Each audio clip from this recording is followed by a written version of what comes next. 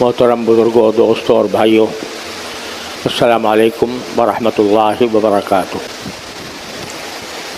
الحمدللہ ذوالقعدہ کا مہینہ شروع ہو گیا ہے، اور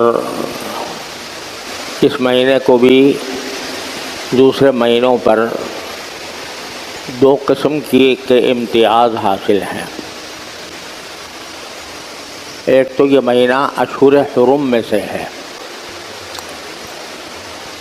اور دوسرے یہ اشہر حج میں سے ہے۔ اشہر حرم کے معنی یہ ہیں کہ اللہ تعالیٰ نے قرآن کریم میں فرمایا ان عدۃ الشہور عند اللہ 12 شہرا یوم خلق السماوات والارض منها 4 حرم، کہ اللہ تعالیٰ نے جس دن آسمان اور زمین پیدا فرمائے تھے اسی دن یہ طے کر دیا تھا کہ سال کے 12 مہینے ہوا کریں گے۔ کہ سال کے 12 مہینے ہونا یہ خود اللہ تبارک و تعالیٰ نے مقرر فرما دیا تھا، اور اسی دن مقرر فرما دیا تھا جس دن کے اللہ تبارک و تعالیٰ نے آسمانوں اور زمین کی تخلیق فرمائی، اور ان 12 مہینوں میں سے 4 مہینوں کو فرمایا کہ 4 مہینے حرمت والے ہیں، منہا 4 حرم، 4 مہینے حرمت والے ہیں۔ وہ 4 مہینے جو حرمت والے ہیں وہ اس طرح ہیں، یعنی ایک تو رمضان کا مہینہ ہے، وہ تو اس کی اپنی الگ خصوصیات ہیں، لیکن رمضان کے علاوہ عید کے فوراً بعد آنے والے 3 متواتر مہینے ہیں، ذوالقعدہ، ذوالحجہ اور محرم، 3 مہینے تھے، اور 1 مہینہ رجب کا۔ یہ 4 مہینے ہیں جن کو اللہ تبارک و تعالیٰ نے اشہر حرم قرار دیا، حرمت والے مہینے۔ ان مہینوں کی ایک خصوصیت تو یہ تھی کہ رسول کریم سرور عالم صلی اللہ علیہ وسلم کی تشریف آوری سے پہلے حضرت ابراہیم علیہ السلام کی شریعت میں یہ حکم تھا کہ ان 4 مہینوں میں جنگ جائز نہیں ہے، لڑنا جائز نہیں ہے،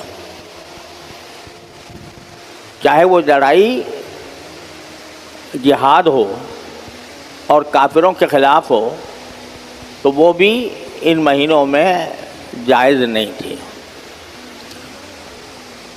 اور جائز نہ ہونے کے معنی یہ ہے کہ مسلمان اس مہینے میں خود سے کسی کافر گروہ کے اوپر حملہ نہیں کریں گے۔ ہاں، وہ اگر حملہ کر دیں تو پھر دفاع کے اندر تو لڑائی کرنا جائز ہے، کہ دشمن کو تو حرمت کا کوئی پاس ہے نہیں، تو وہ اگر ان مہینوں میں ہم پر حملہ کر دے تو اس کے دفاع میں لڑنا تو جائز ہے، لیکن ہم اپنی طرف سے پیش قدمی کر کے کسی دشمن پر، کافر پر ہم حملہ نہیں کر سکتے ان 4 مہینوں کے اندر۔ یہ حکم چلا آتا تھا یہاں تک کہ ابراہیم علیہ السلام کی شریعت سے چلا آتا تھا، تو زمانہ جاہلیت میں جو کفار عرب تھے وہ بھی اس کا احترام کرتے تھے فی الجملہ۔ ان کے یہاں بہت لڑائیاں ہوتی رہتی تھی، قبائلی لڑائیاں، ایک قبیلہ دوسرے قبیلے سے لڑتا رہتا تھا، لیکن ساتھ ہی اس بات کا وہ سب پاس کرتے تھے کہ ان 4 مہینوں کے اندر ہم جنگ نہ کریں۔ اگرچہ اس کے لیے کچھ انہوں نے ہیلے بہانے تلاش کر لیے تھے، مہینوں کو آگے پیچھے کر لیتے تھے۔ مثلا لڑنا تو ان کی سرش میں داخل تھا، اب 3 مہینے مسلسل ان کی تلواریں نیام میں رہتی، کوئی لڑائی جھگڑا نہ ہو رہا ہوتا، تو 3 مہینے تک خاموش بیٹھنا اور لڑائی نہ کرنا یہ ان کے اوپر بہت شاق ہوتا تھا۔ لہذا جب 3 مہینے گزر گئے، ذوالقعدہ بھی، ذوالحجہ بھی، محرم بھی، اب محرم کا مہینہ آتا تو محرم بھی اشہر حرم میں داخل تھا، اور دل چاہ رہا تھا کہ لڑائی کریں، 3 مہینے خاموش بیٹھنا بڑا مشکل ہو رہا تھا۔ تو جب محرم کا مہینہ آتا کہتے بھائی اس مرتبہ محرم جو ہے وہ 1 مہینے بعد آئے گا، سفر پہلے آ جائے گا اور محرم بعد میں آ جائے گا۔ یہ حرکت کرتے تھے جس کو نسی کہتے ہیں، نسی قرآن کریم نے اس کی ممانعت فرمائی۔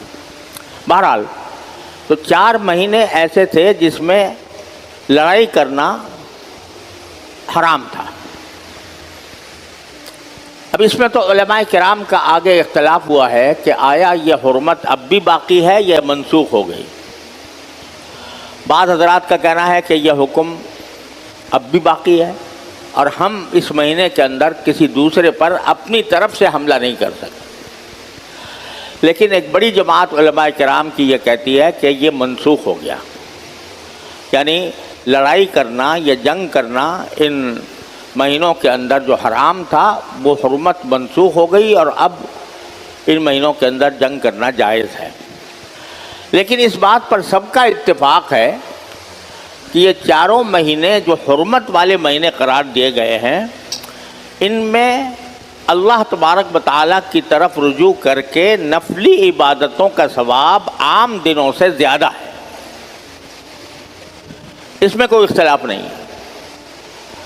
لہذا ذوالقعدہ، ذوالحجہ، محرم، ان تینوں مہینوں کے اندر